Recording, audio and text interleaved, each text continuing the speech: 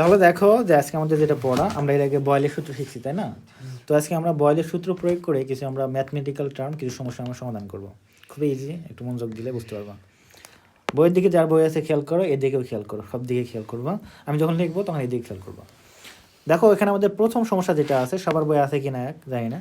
দেখো একটি automobile engine, এখানে বিভিন্ন ধরনের কথাবার্তা থাকবে, কাহিনী থাকবে, কিন্তু আমাদের ফোকাস করতে হবে মেন নাম্বারটাতে, মেন কি কথা বলছে, ঠিক আছে? মনে বলতে পারে যে এখানে করিমের বাপের চাচার বাড়িতে একটি অটোমোবাইল ইঞ্জিন ছিল। মনে করো সেখানে সিলিন্ডারের বাতাস এবং গ্যাসোলিনের মিশ্রণের আয়তন কত? 410 ml। যত কাহিনী থাক তার বিষয় নাই, শুধু আমরা বললাম কি এখানে এই সিলিন্ডারে যে গ্যাস ছিল, কি কি গ্যাস ছিল সেটা আর দরকার নাই, আমাদের ওগুলো বিক্রি করতে হবে এখানে না। তাহলে ওই মিশ্রিত গ্যাসের আয়তন কত? 410 মিলিলিটার। ওকে, এখন কথা হলো যে দহনের পূর্বে, তো এগুলো ইঞ্জিনে কী হয়, গ্যাস তো দহন হয় না, দহনের পূর্বে চাপ দিয়ে 1 ATM থেকে কত করা হলো? 9.5 ATM এ রাখা হলো। তার মানে কি হলো, ওই যে 410 ml গ্যাসের আয়তন পূর্বে ছিল 1 ATM, এটাকে যখন আমরা রাখলাম কততে রাখলাম? 9.5 ATM এ রাখলাম, ঠিক আছে? তখন মিশ্রণটির আয়তন কত মিলিলিটার হবে? তার মানে সহজ না, যে আমাদের নর্মাল অবস্থায় ছিল কত, আর পরিবেশে জানি নর্মাল অবস্থায় কত থাকে, 1 ATM থাকে। তো 1 ATM ছিল, আয়তন ছিল 410। এখন আমরা চাপ বাড়াই করছি, কত চাপ বাড়াইছি, কিন্তু কমাই নাই, 9.5। এখন কি হবে, আয়তন কমবে না বাড়বে? চাপ বাড়াইছি মানে আয়তন কমবে। আমরা কি জানি, একটা ইকুয়েশন জানি না, V1 সমান কি? P2 V2, তাই না? তাহলে এখন আমাদের কি বের করতে হবে? আমাদের কি নাই বলো তো? আমাদের V2 নাই। তার মানে এটা কি হবে? এটা ভাগ হয়ে যাবে না? P2 সোজাই তো, সবই সোজা। তাহলে এখন কি করলাম আমরা? চাপ প্রথম কি ছিল? 1 ATM গুণন 410 ডিভাইডেড কত? 9.5, যেটা হবে অ্যান্সার ক্যালকুলেশন করে সেটা হবে 43.16। তো এটা ইজি অঙ্ক, তাই না? এখন কথা হলো অঙ্ক লেখার সিস্টেমটা জানতে হবে।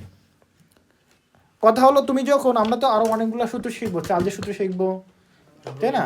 গেলুসাকে শিখবো, অনেক শিখবো আমরা, আদর্শ গ্যাসের সমীকরণ জানবো, অ্যাভোগাড্রোর সূত্র জানবো। কথা হলো যে এখানে একটা দিক থেকে সহজ মনে হচ্ছে, পরে আবার কি হতে পারে যে আমাকে কোন সূত্র হবে এটাও নিয়ে আমাদের কনফিউশন হতে পারে। সো এখানে আমাদের সম্পর্কটা দেখতে হবে, এখানে কি বলছে? চাপের কথা বলছে আর আয়তনের কথা বলছে। চলো আমাদের খেয়াল রাখতে হবে, তাহলে চাপ এবং আয়তনের সম্পর্ক কিসের সূত্র? বয়েলের সূত্র। আরও একটা বিষয় আছে যে বয়েলের সূত্র তাপমাত্রা স্থির থাকে।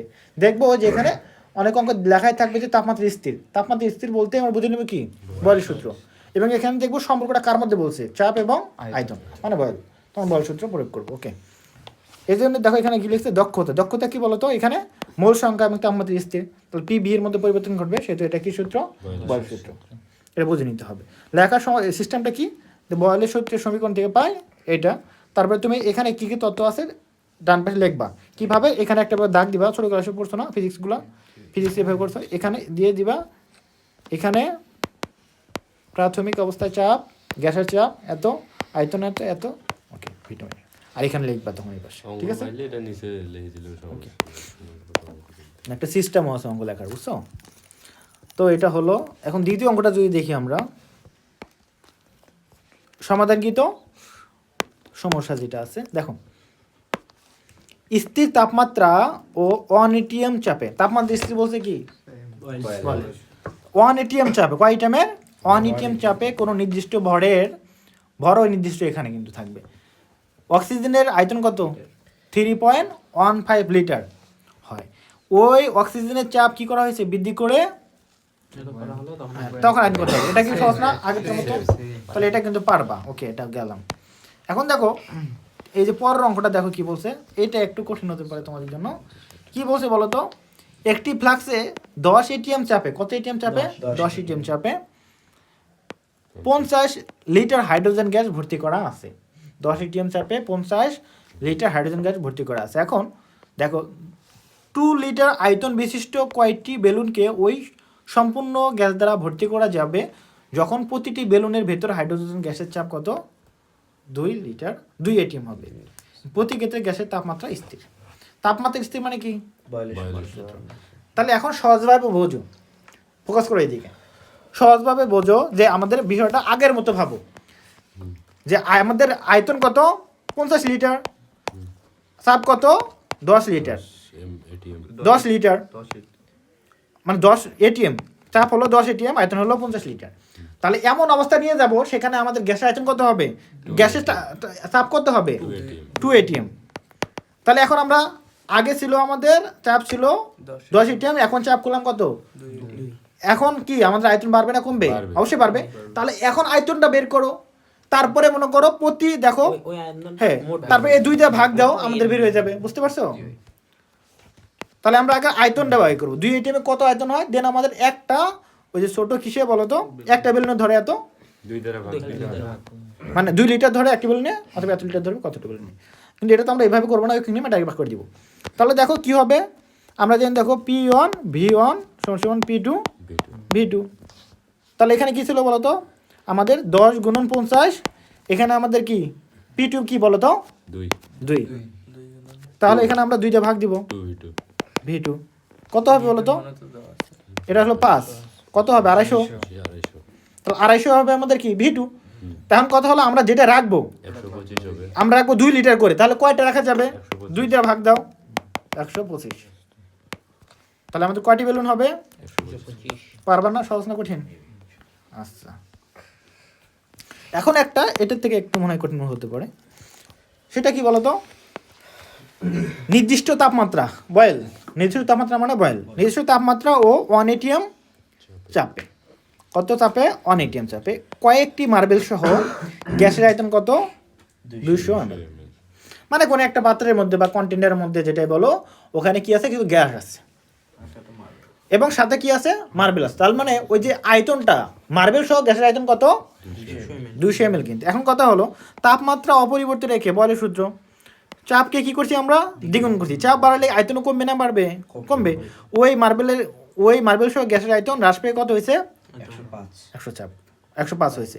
ওই মার্বেলের আয়তন কত দেখো, এখানে সবই দেওয়া আছে। প্রাইমারি লেভেলে কি ছিল, চাপ ছিল 1 এটিএম, আয়তন ছিল 200, পরে কি হলো চাপ করা হয়েছে দ্বিগুণ, মানে চাপ হচ্ছে 2 আর হলো আয়তন কত হয়েছে 105। এখানে শুধু বের করতে হবে কি মার্বেলের আয়তন কত। তাহলে বিষয়টা আমরা শুধু এখানে মার্বেলের আয়তনটা যোগ করে অঙ্ক করলে আগের মতো অঙ্ক করলে হয়ে যাবে। তো ধরেই মনে করো মার্বেলের আয়তন একটা ভি, তাহলে প্রথম যে অবস্থায় ছিল গ্যাসের আয়তন, মানে এখানে একটা জিনিস বিষয় দেখো, আমরা এর আগে বলছি বেসিক ক্লাসে যে আয়তন চাপ প্রয়োগ করলে আয়তন শুধুমাত্র হ্রাস বৃদ্ধি ঘটে কাদের ক্ষেত্রে, গ্যাসের ক্ষেত্রে, তরলের ক্ষেত্রে খুবই কম, নাই ঘটে না বলেই চলে, কঠিন ক্ষেত্রে তো ঘটেই না। তাহলে আমাদের এখানে এই যে মার্বেলের কি আয়তন কোনো পরিবর্তন হবে চাপ প্রয়োগ করলে, শুধুমাত্র গ্যাসের। তো এখানে আমাদের মার্বেলের আয়তন কিন্তু ফিক্সড। তাহলে প্রাইমারি লেভেলে আমাদের গ্যাসের আয়তন কত হবে, যদি আমরা ধরি যে আমাদের মার্বেল আয়তন হলো ভি, মার্বেল আয়তন যদি ভি ধরি তাহলে আমাদের গ্যাসের আয়তন হবে 200 মাইনাস ভি। তাহলে কি হবে 200 মাইনাস ভি, এটা কি V1। ওকে, আমাদের তখন চাপ ছিল কত 1 এটিএম, পরবর্তী চাপ কত হয়েছে 2 এটিএম, এবং আয়তন কত হবে বলো তো 105 মাইনাস ভি।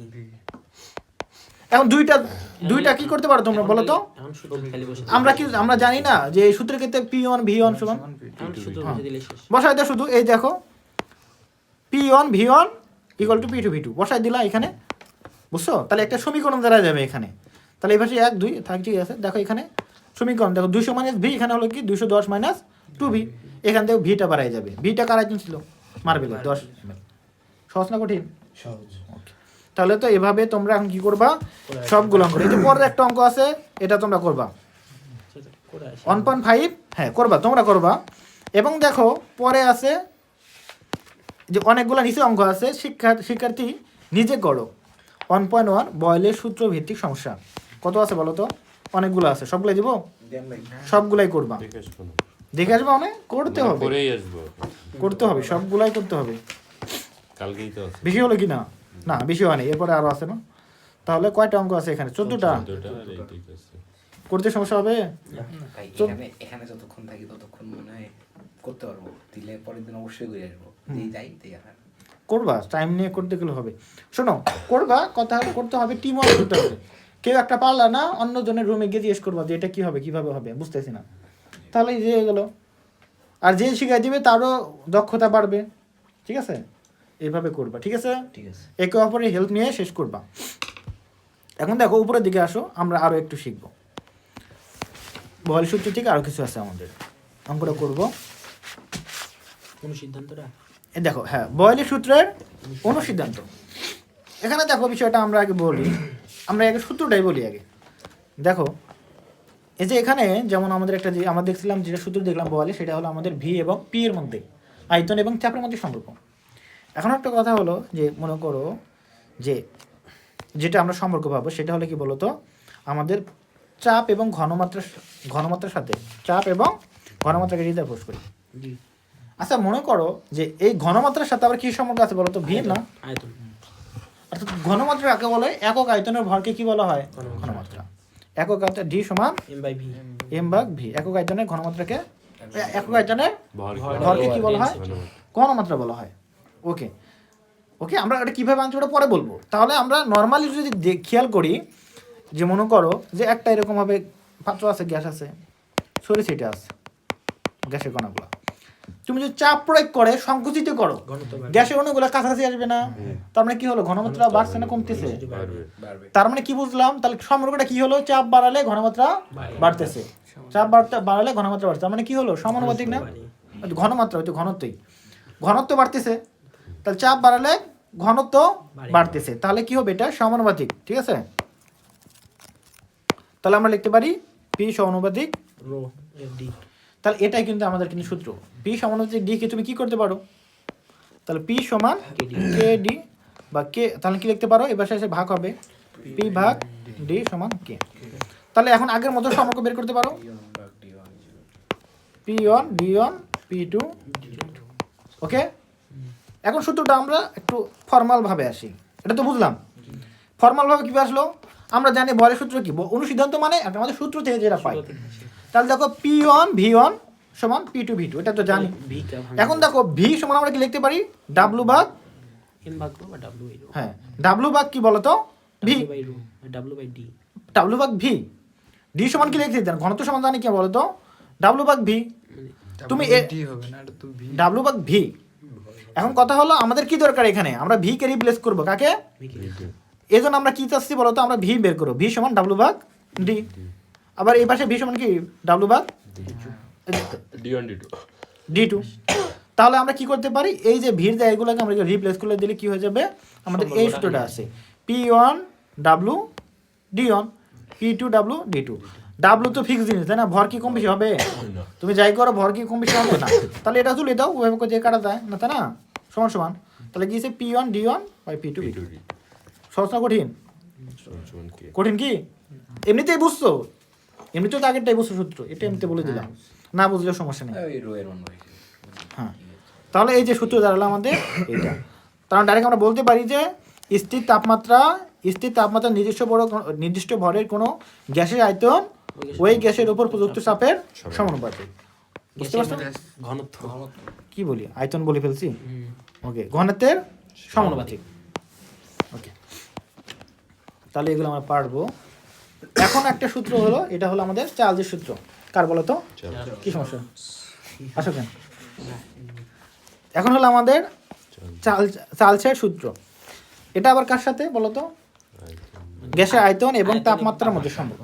ঠিক আছে, মেনলি এটা হলো পরীক্ষা কি, যে রবার্ট বয়েল এই পরীক্ষা, যে পরীক্ষাটা যে বয়েল সূত্র আছে, এটা উল্টা করে বিবেচনা করতে গিয়ে দেখেন যে এখানে মেনলি আমরা এখন তাপমাত্রা স্থির রাখছিলাম না, যে তাপমাত্রার একটা প্রভাব আছে। তাপমাত্রা পরিবর্তন করলে কি হয়, গ্যাসের আয়তনের পরিবর্তন হয়। আমরা তো জানি যে তাপমাত্রা পরিবর্তন করলে, তাপ গ্রহণ করলে গ্যাসের অণুগুলো কি করবে, গতিশক্তি হয়, আয়তন বৃদ্ধি পায়, হয় না?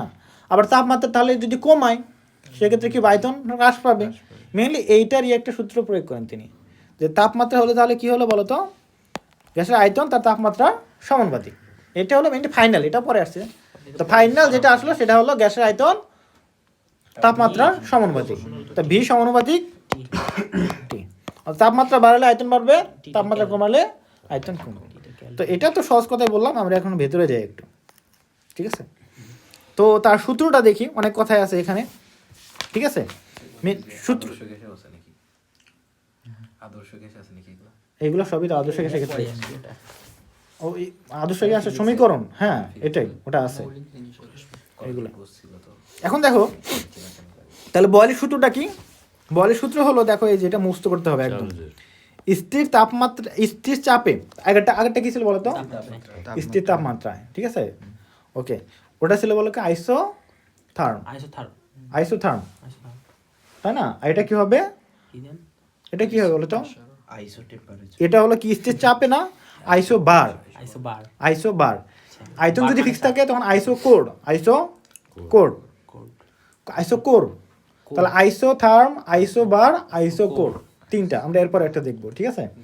তাহলে কি দেখলাম? স্থির চাপে নির্দিষ্ট ভরের কোনো গ্যাসের আয়তন, গ্যাসটির প্রতি ডিগ্রি সেন্টিগ্রেড বা প্রতি ডিগ্রি সেলসিয়াস তাপমাত্রা বৃদ্ধি বা হ্রাসের ফলে 0 ডিগ্রি তাপমাত্রার ওই গ্যাসের আয়তনের 1/273 অংশ হারে যতক্ষণ বৃদ্ধি বা হ্রাস পায়। বুঝছো কি বিষয়টা?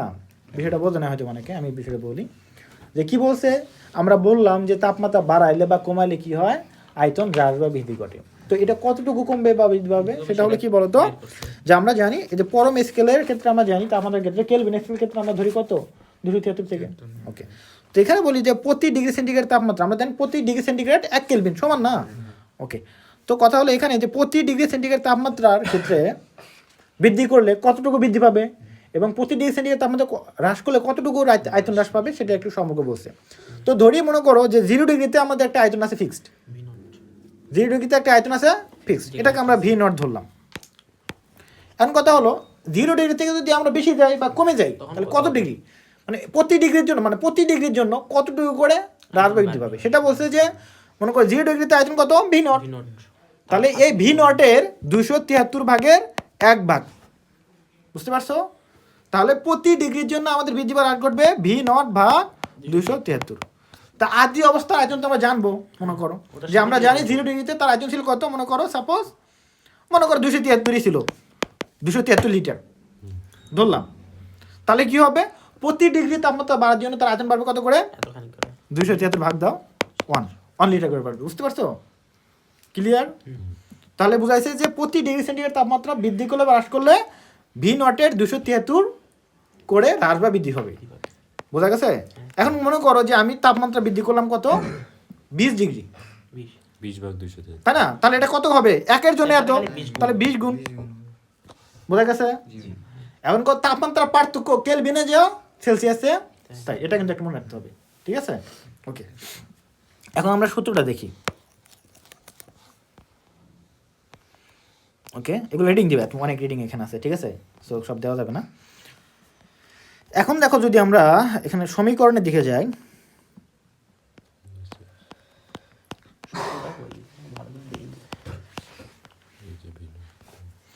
তাহলে দেখো প্রতি ডিগ্রি সেন্টিগ্রেড তাপমাত্রার, ডিগ্রি সেলসিয়াস তাপমাত্রার গ্যাসের আয়তন হ্রাসের পরিমাণ কত?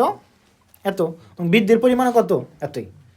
তাহলে যদি মনে করি যে মনে করো যে আমি একটা নির্দিষ্ট পরিমাণ গ্যাস ছিল তার আমরা তাপমাত্রা বাড়াইছি বা কমাইছি, তাহলে ওই পরিবর্তিত আয়তনটা কি ধরলাম আমরা? ভি1। আর আদি অবস্থা মানে 0 ডিগ্রিতে যে আয়তন ছিল সেটা হলো ভি নট। তাহলে ভি1 বের করতে হবে। তাহলে ভি1 কত হবে? মনে করি যে আমরা তাপমাত্রা বাড়ছি কত? টি ডিগ্রি তাপমাত্রা নিয়ে গেছি, ঠিক আছে? তাহলে আমাদের আয়তন কত হবে? তাহলে আয়তন তো আগে যেটা ছিল ওটা তো থাকবেই। কত সেটা? ভি নট ছিল, এটা কি থাকবে না? এটা কি শূন্য হয়ে যাবে? আয়তন যেটা ছিল ওটা থাকবে। এরপরে কি কম হলো না বেশি হলো? তো ধরলাম প্লাস বাড়তেছে, ধরলাম প্লাস বাড়তেছে। তাহলে এখন কত বাড়বে? আমরা বাড়াইছে কত? টি ডিগ্রি। এখন 1 জন্য বাড়ে কত? ভি নট ভাগ 273। এখন কত হলো? টি ডিগ্রি বাড়লে কত হবে? গুণন টি হবে। বোঝা গেছে? এখন যদি আমরা তাপমাত্রা কমাই তাহলে এখানে মাইনাস হবে না? 0-র পরে কি মাইনাস হয়ে যাচ্ছে, তাহলে মাইনাস, তাহলে এখানে মাইনাস হলে কি হবে? বিয়োগ হয়ে যাবে। বুঝতে পারছো? আয়তন কি হবে? কমে যাবে। মাইনাসটা কোথায় হবে? এই যে টি তাপমাত্রা টি আমরা দেখাচ্ছি, তার কারণ টি এর মান তুমি প্লাস দিলে প্লাস হচ্ছে, মাইনাস দিলে মাইনাস হচ্ছে, তাই না?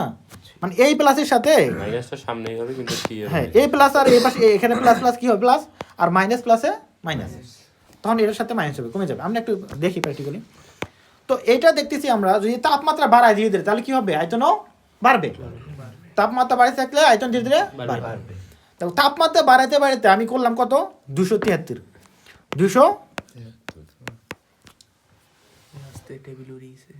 আমি করলাম। কত করছি? আচ্ছা, 273 কেলভিন যদি করি বা 273 ডিগ্রি সেন্টিগ্রেড করলাম তাহলে কি ঘটবে আমাদের? দেখো কি ঘটে, আয়তন ডাবল হয় মানে 73 ডিগ্রি সেন্টিগ্রেড করি তাহলে কি ঘটে? তাহলে আমরা এখানে দিলাম কি বলতো, আয়তন তো ডাবল হয় 273। কাটাকাটি হয়েছে 2v0। তাহলে এখানে কি হবে বলতো, আমাদের এই যে এটা কাটা গেল, তাহলে কি থাকবে v0, তার মানে v0 কি হবে 2v0। তার মানে 273 ডিগ্রি সেন্টিগ্রেড তাপমাত্রা আয়তন ডাবল আয়তন ডাবল হয়। কত ডিগ্রি সেন্টিগ্রেড তাপমাত্রা গ্যাসের আয়তন ডাবল হয়? তাহলে স্থির চাপে 273 ডিগ্রি সেন্টিগ্রেড তাপমাত্রা গ্যাসের আয়তন ডাবল, এটা একটু বললাম। আবার মনে করো কমাইতে থাকলাম, কমালে কি হবে, আয়তন কি হবে, হ্রাস পাবে না? এখন 200 মাইনাস 200 যদি কমাইতে যদি আমরা -273 যাই, কত -273, তাহলে কি হবে, উপরে মাইনাস, তাহলে এটা কাটা যাবে, কিন্তু আমাদের v0 এর সামনে কি আসবে, তাহলে কি হবে v0 মাইনাস v0, কত হবে 0, তাহলে আয়তন কি হবে 0। বুঝতেছো কি? কিন্তু কোন একটা জিনিসে আয়তন কি শূন্য হওয়া সম্ভব? তার একটা ভর আছে না, কিন্তু আমাদের ক্যালকুলেশনে কি হচ্ছে শূন্য। এজন্যই মানে আমাদের বাস্তবে কখনো শূন্য হওয়া সম্ভব না, কিন্তু তাত্ত্বিকভাবে ক্যালকুলেশনে আমাদের তথ্য হিসাবে থিওরিটিক্যালি কি হচ্ছে শূন্য হচ্ছে। এজন্য বলা হয় তাত্ত্বিকভাবে গ্যাসের আয়তন 0 হয় কত, -273 ডিগ্রি সেন্টিগ্রেড তাপমাত্রা। প্রশ্ন আসে কত ডিগ্রি সেন্টিগ্রেড তাপমাত্রায় তাত্ত্বিকভাবে গ্যাসের আয়তন শূন্য হয়? 273 ডিগ্রি সেন্টিগ্রেড তাপমাত্রা মাইনাস কত ডিগ্রি সেন্টিগ্রেড তাপমাত্রায় গ্যাসের আয়তন দ্বিগুণ হবে? 273 ডিগ্রি সেন্টিগ্রেড তাপমাত্রা। এখন কথা হলো এই যে 273 ডিগ্রি সেন্টিগ্রেড তাপমাত্রা মাইনাস গ্যাসের আয়তন শূন্য হয়, ঠিক আছে, গ্যাসের আয়তন কি হবে? এই জন্য এই তাপমাত্রাকে বলা হয় অ্যাবসলিউট টেম্পারেচার, পরম শূন্য তাপমাত্রা। একেই আমরা বলি 0 কেলভিন, কি বলি 0 কেলভিন বলি। এটা ধরে ক্যালভিন স্কেল, হ্যাঁ, এই জন্য এটা ধরে ক্যালভিন স্কেল তৈরি করা হয়। আর এই জন্য এই স্কেলকে বলা হয় কি বলতো, মানে পরম স্কেল। পরম স্কেল। হ্যাঁ, ঠিক আছে, পরম স্কেল বলা হয় আর কি, বোঝা গেছে, ক্যালভিন স্কেল। পরম তাপ। তাহলে ক্যালভিন স্কেলে 0 ডিগ্রি 0 কেলভিন, আর আমাদের সেলসিয়াস কত -273 ডিগ্রি সেন্টিগ্রেড, বোঝা গেছে? সবই তো এখানে আমরা বুঝে গেলাম। তো এখন দেখো, যাই হোক তোমার সহজে বুঝলাম, আমরা কেন জানি, আমি কেন কঠিন বুঝছিলাম আমাদের সময়, কেন জানি অনেকে বোঝেই নাই আমাদের সময়, তোমরা কেন জানি সহজেই বুঝলাম। সত্যি তো বুঝছো সবাই? কারো কনফিডেন্স হলে আবার বুঝাই দেবো আমি, তাই নাকি? কি জিনিস সহজ, কত কঠিন পড়া লাগে। তাই নাকি? তাহলে দেখো এটা আমরা জানলাম, সব ব্রিলিয়ান্ট দেখতেছি এখানে। দেখো 273 -273 ডিগ্রি সেন্টিগ্রেড তাপমাত্রা কি হবে, এবং +273 তাপমাত্রা কি হবে, একটাতে হবে শূন্য, আরেকটা কি হবে দ্বিগুণ হবে, আমরা এগুলো জানলাম। তাহলে 200 v0 ভাগ 273 অনুপাতকে গ্যাসের আয়তন প্রসারাঙ্ক বা গ্যাসের আয়তন হ্রাস গুণাঙ্ক বলা হয়, ঠিক আছে, মানে এত প্রতি ডিগ্রির জন্য এত করে হ্রাস বা বৃদ্ধি ঘটে, এজন্য আয়তন প্রসারাঙ্ক বলা হয় বা হ্রাস গুণাঙ্ক বলা হয়, হ্রাসাঙ্ক। ঠিক আছে। হ্রাসাঙ্ক দিলে দিতে পারো, নতুন করে শব্দ আবিষ্কার করে যদি করো, ঠিক আছে। এখন এই যে এটা দেখো, চার্লসের সূত্র থেকে পরম তাপমাত্রা স্কেলের ধারণা প্রতিষ্ঠা করা হয়, এগুলো যেগুলো বললাম আর বলতে হবে। তাহলে দেখো বিজ্ঞানী চার্লস এবং গে লুসাক গ্যাস এবং সংশ্লিষ্ট পরীক্ষা নিরীক্ষার প্রায় 50 বছর পর, অনেক পরে আসছে কিন্তু এটা, পরীক্ষার পর কি করছে, গ্যাসের আয়তন ভি এর উপর তাপমাত্রার হ্রাস বৃদ্ধির প্রভাব বিষয়ক পরীক্ষার সরলরৈখিক সম্পর্ক থেকে -273 ডিগ্রি সেলসিয়াস তাপমাত্রা গ্যাসের আয়তন তাত্ত্বিকভাবে শূন্য হয়, এই তাপমাত্রাকে সম্ভাব্য সর্বনিম্ন তাপমাত্রা বিবেচনা করে নিম্নরূপে পরম তাপমাত্রা স্কেল আবিষ্কার করেন, ঠিক আছে। এটাকে আমরা কি বলি, ক্যালভিন স্কেলও বলে থাকি, আমরা জানি। তাহলে পরম স্কেল তাপমাত্রা সর্বনিম্ন তাপমাত্রা কত বলো তো, 0 ডিগ্রি কেলভিন। তখন 0-এর নিচে যায় না, গেলে তো ভর কি হয়ে যাবে, শূন্য হয়ে যাবে, আর শূন্য হওয়া সম্ভব না। আর এখানে একটা বিষয় কি, যে আমাদের ওই যে 0 কেলভিন যাওয়ার আগেই সবগুলার আয়তন কি হয়ে যায় মোটামুটি, মানে সবগুলা কি হয়, গ্যাস আর গ্যাস থাকে না, কি হয়ে যায়, তরল হয়ে যায়, ঠিক আছে, তরল হয়ে যায়, তরল হয়ে যায়। মাইনাস আয়তন থাকবে তখন তো, আয়তন তো থাকবে, এটা তো তাত্ত্বিক আয়তন তো থাকবে, এটাই তো কথা।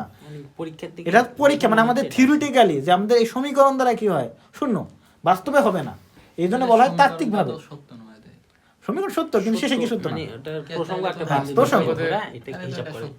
আর সত্যি তো তুমি যদি লিমিট যদি এখন নিয়ে যাও, এই যেমন আমি যদি বলি যে আবেগিকতার সূত্র, যে কোনো একটা বস্তুর বেগ যদি আলোর বেগের সমান হয় তাহলে তার কি হবে, শক্তিতে পরিণত হয়। তার আয়তন 0 হবে ওখানেও, তাহলে -73 তার আয়তন হবে 0, ভর হবে অসীম, ঠিক আছে, আয়তন 0, ভর হবে অসীম। এবং আলোর বেগে যদি ছোটে তার কখনো বয়স বাড়বে না, কিন্তু আলোর বেগে তো ছোটাই যাবে না, আলোর বেগে তো ছোটাই যাবে না। তাহলে সমীকরণ তো আছে, তাহলে তুমি সমীকরণকে ভুল বলবা? ভুল না তো, রাইট। কিন্তু আসলে ওটা তো Interstellar movie কিন্তু ওই জায়গায় তো যাওয়া সম্ভব না। ঠিক এমন আমাদের আমাদের 0 ডিগ্রিতে যাওয়া সম্ভব না, মানে 0 কেলভিনে যাওয়া সম্ভব না, এই জন্য কি শূন্য হবে না। প্রসঙ্গ বিন্দু। এটা আমাদের আর সমীকরণের শেষ প্রান্ত, বুঝতে পারছো, লিমিট। কিন্তু আসলে ওখানে যাওয়া সম্ভব না। ওগুলো আছে ফিজিক্সের, যদি তোমাদের সমস্যা হয় অর্ধেকটা যখন পড়বো না বোঝো আমি তোমাদের বুঝাই দেবো। অনেক ইন্টারেস্টিং একটা চ্যাপ্টার। ওই অর্ধেকটা যখন পড়ছিলাম আমি কয়েকদিন শুধু ওইগুলো নিয়ে ভাবছি। ওই যে এটা ইন্টারস্টেলার। ওই যে আফিকতার সূত্রগুলা ওদের লাভ টাইম ট্রাভেলিং মুভি আছে ইন্টারস্টেলার। দেখো। অফ হয়ে যাবে ইয়েলো। 5 ডাইমেনশন পর্যন্ত মনে হয় ইয়ে করে। Gravity dimension. তাহলে দেখো কেলভিন বা পরম তাপমাত্রার স্কেলের সর্বনিম্ন তাপমাত্রা কত? -373 0 কেলভিন বা -273.16 কেলভিন কে পরম তাপমাত্রা বলা হয় আর কি। এগুলো পারলা।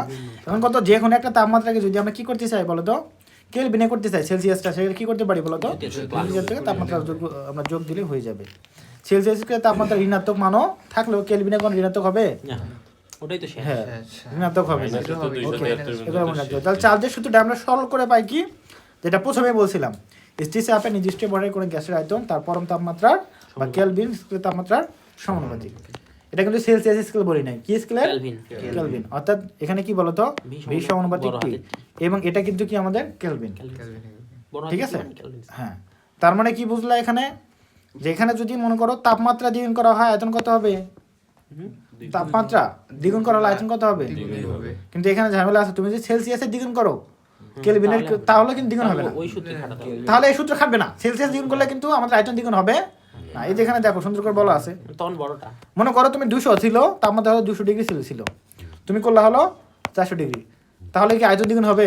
কখনোই হবে না। তার কারণ দেখো আমি জানি কেলভিনের সূত্র, কারণ 200 ডিগ্রি সেলসিয়াস মানে কি 273, আর 200 যোগ দিলে কত হবে? 473। এখানে কত হবে? 673। তাপমাত্রা কি দ্বিগুণ হয়েছে? তাপমাত্রা দ্বিগুণ হয়, তার আয়তন দ্বিগুণ হবে? হবে? তাহলে কিন্তু হবে না, ঠিক আছে। কিন্তু তুমি যদি এমন হয় যে 273 থেকে কত করবা, এর দ্বিগুণ কত হবে? 273 এর দ্বিগুণ কত হয়? 400 ধরলাম মনে করো কত, 546। তাহলে যদি এত থেকে এত করো থেকে কি হবে, আয়তন দ্বিগুণ হয়ে যাবে। বাট এখানে 200 থেকে 400 এটা গুলো হবে না। যদি এমন হতো যে 200 কেলভিন থেকে 400 কেলভিন, তাহলে কি হবে? তাহলে কিন্তু আয়তন দ্বিগুণ হবে। বিষয়গুলো বুঝছো? কেলভিনে দ্বিগুণ হবে, সেলসিয়াসে দ্বিগুণ হবে না। দুটো গুণ হয় না, 200 থেকে 400। ওকে, তাহলে এগুলো কিন্তু বলা আছে এখানে। দেখো এই যে 1 মোল গ্যাসকে 200 কেলভিন থেকে 400 কেলভিন করলে কি হবে? আয়তন দ্বিগুণ হবে। কিন্তু 200 ডিগ্রি থেকে 400 ডিগ্রি করলে কি হবে না, দ্বিগুণ না হবে, কত হবে? 1.42 গুণ বাড়ে, ঠিক আছে। ওকে, এটা আমরা দেখতে পারি। এখন কথা হলো আমরা এই যে দেখবো, আমরা কি দেখবো বলো তো, আমরা গ্রাফগুলো দেখবো। দেখো ওই দিন আমি গ্রাফ পড়াইছিলাম, তুমি তো ক্লাস করো না। তো গ্রাফের ক্ষেত্রে আমি কিছু সুন্দরভাবে ট্রিক্স দিয়েছিলাম, নিয়ম দিয়েছিলাম, করছো না? আচ্ছা, বুঝতে তো নাকি? আমি এটা নিজের মতো করে সারিয়ে নিয়েছি। আচ্ছা, নিজের মতো সহজ নেই, সহজ কথাই আছে ডাইরেক্ট। যদি কি হয় সমানুপাতিক, তাহলে একটা বাড়লে আরেকটাও বাড়বে, অর্থাৎ মূল বিন্দুকে আমি সরলরেখা হবে। কি হবে? মনে করো দুইটা রাশি, যেমন আগেরটা ছিল কি, বয়েলের কি ছিল বলো তো, ভি সমানুপাতিক 1/p। তার মানে এটা ব্যস্তানুপাতিক, ভি আর পি হলো ব্যস্তানুপাতিক, বাট মানে ব্যস্তানুপাতিক হলে এটা কি হবে বলো তো, এটা অধিবৃত্ত, তাই না? এটা কিন্তু এরকম হচ্ছে, তাহলে এটা যদি হয় এটা এরকম হচ্ছে, ঠিক আছে। বা এখানে যদি আমি ধরি যে ভি আর ভি ভার্সেস টি 1/p, এই দুটো কি সমানুপাতিক কিনা? এই দুটো সমানুপাতিক। তাহলে যদি আমি একটা গ্রাফ অঙ্কন করি যে এটা এক্স অক্ষ, এটা হলো ওয়াই অক্ষ, তাহলে দেখো এই যে এ অক্ষ যদি আমি ধরি হলো ভি, আর একে যদি হলো 1/p, এই দুইটা কি একে অপরের কি সমানুপাতিক না? তাহলে একটা বাড়লে আরেকটা বাড়বে, একটা কমলে একটা, তাহলে সেটা হবে মূলবন্দিগামী সরলরেখা। তার মানে এরকম যত সমীকরণ আছে যারা একে অপরের সমানুপাতিক, তারা তাদের কি হবে মূলবিন্দু গ্রাফটা হবে মূলবিন্দুগামী সরলরেখা। ওকে, এবং দুইটা জিনিসের গুণ করার ফলে যদি একটা কি হয় ধ্রুবক মান বের হয়, এটা হলো তাহলে কি হবে অলওয়েজ হবে কি আমাদের এক্স অক্ষের মানে সমান সমান মানে যে কোনো অক্ষের কি হবে ওটা কি হবে সমান হবে, ও ফিক্স থাকবে। যেমন যদি আমরা এই সূত্রে দেখি, আমরা জানি P1 V1 মানে পি বি সমান কি ধ্রুবক কিনা, সমান হবে কে কনস্ট্যান্ট, মানে কে কিনা বলো তো, পি বি সমান কে, যেটা যে কোনো একটা সাপেক্ষে করি কিন্তু মানে পি বি অলওয়েজ কি কে না। তাহলে যদি মনে করো যে আমরা যে কোনো একটা জিনিস বাড়ালাম, মনে করো যদি মনে করো ভি বাড়াচ্ছি বা পি বাড়াচ্ছি বা একটা কমাচ্ছি, তাহলে এখানে দেখো দুইটা যেহেতু গুণ করলে অলওয়েজ ধ্রুবক, মানে তাহলে একটা যদি বাড়ায় একটা কি হবে অবশ্যই কমবে, পিভি সবসময় ধ্রুবক। তাহলে দুইটা গুণ করলে অলওয়েজ কি হবে কে হবে অলওয়েজ ধ্রুবক হবে।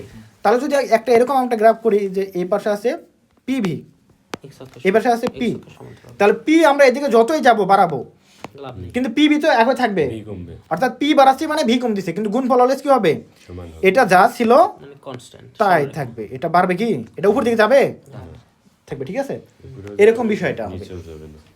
ওকে, আবার এখানে যদি আমরা এটাই দিতাম, এখানে যদি আগে পি এখানে দিলাম ভি দিলাম, তাও কিন্তু এটাই থাকবে সেম। ঠিক, এখন তাই যদি আমরা এখন চার্লসের সূত্রের ক্ষেত্রে আসি, এটা কি পাচ্ছি বলতো যে ভি সমানুপাতিক টি, তাহলে ভি আর টি কি সম্পর্ক কি সমানুপাতিক, তার মানে একটা বাড়লে একটা বাড়বে একটা কমলে একটা, তার মানে কি হবে মূলবিন্দুগামী হবে ওকে, এটা হলো কি আমাদের বি, এটা হলো টি, ক্লিয়ার। ওকে, তো এই যে এখন যে ভি আর টি এর যে সমগ্রটা, এটাতে কি পাই আমরা বলো তো, তাহলে এটা ভি সমান কি পাই কে টি, তা ভি ভাগ টি সমান কে, বোঝা গেছে, এটা পাই। তাহলে এটা থেকে আমরা পাই ভি ওয়ান টি ওয়ান সমান ভি টু, ওকে ওকে। তারপরে এখন যেটা বিষয় হলো যে আমরা এখন মনে করো যে কোনো একটা যদি বাড়াই কমাই, ভি বাড়ালাম তাহলে টি কমবে, মানে ভি বাড়লে টি কমবে, টি বাড়লে এটা কমবে, যেহেতু সমানুপাতিক ছিল। তার মানে আমরা এর সাথে যদি যে কোনো একটা টি অথবা ভির যদি একটা গ্রাফ অন করি, সেটা হলে কি হবে কনস্ট্যান্ট থাকবে না, একই থাকবে, তার মানে সেটা কি হবে ফিক্স থাকবে না, সরলরেখা হবে। মনে করো তাহলে আমরা আগেরটার মতো যে এটা কি বলতো ভি ভাগ টি, এটা হলো মনে করো টি, তাহলে এটা কি হবে অলওয়েজ একটা এক্স অক্ষের সমান্তরাল হবে। কারণ তো নিজেই ধ্রুবক, হ্যাঁ বুঝতে পারছো ফিক্সড। এটা আমি দুইটা দাগ দিলাম কেন, এটা ডিপেন্ড করবে কিসের উপরে চাপের উপরে, যে এটা হলো মনে করো হলো P1 চাপে, এটা হলো P2 চাপে, কোনটা বেশি কোনটা কম। কোনটা বেশি যদি বলি চাপ কত তুমি বলো তো, পি অনেক বেশি, P1 বেশি, P2 কম আর P2 বেশি। চাপ বেশি হলে কি হয় বলো তো আয়তন কমে, আয়তন কমে, সেক্ষেত্রে বুঝছো তাহলে কোনটা বেশি হবে বলো, চাপ যেহেতু উপরে তাহলে চাপ বাড়াচ্ছে, এটা কি বলো তো চাপ বেশি, এর জন্য নিচে আছে এটা, পিটুর বেশি, পি ঠিক আছে। এগুলা কিন্তু আমি ওই ক্লাসে আরো ডিটেলসে বলছি, ঠিক আছে দেখাইছি, সো একটু দেখে নিবা। সহজ না করে হলো সহজই না, আগেরটা তো চাল শুনে করার নেই, চার্জ পড়ে নাই বল পড়াইছি, বল দিয়ে শিখেছি, একই তো নিয়ম তো একই, তাহলে এগুলা কিন্তু পারবা।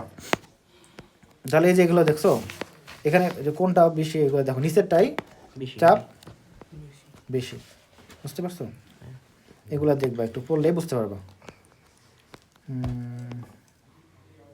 এগুলো পড়বা, এই যে গাণিতিক সমস্যা আর দিচ্ছি না আমি এখানে, তো F2 পড়া যতটুকু গাণিতিক সমস্যা আমি ওখানে শিখালাম, যা আছে যখন আছে ওগুলো সবগুলো করবা, চার্জে পড়া দিব, এখন অত দেওয়া যাবে না, এই অবধি তোমাদের এখানে পড়া, এটা বেশি পড়া দেওয়া যাবে না, ঠিক আছে।